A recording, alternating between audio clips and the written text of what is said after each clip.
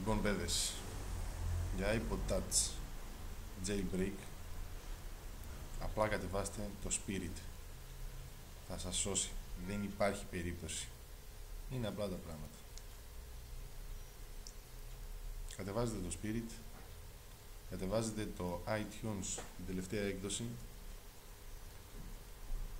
ανοίγετε το Spirit, πατάτε Jailbreak και είναι έτοιμο. Θα εγκαταστήσει το Cydia, το οποίο είναι πανεύκολο. Θα σας δώσει 3 επιλογές: user, hacker και δεν ξέρω εγώ τι. Πατάτε user graphical only,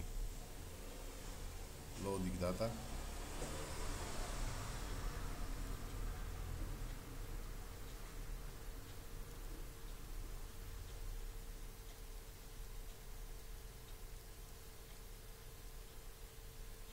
και απλά μπαίνετε στο Cydia. Απλά πράγματα και όμορφα.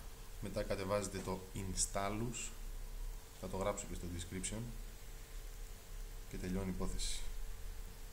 Γεια σας.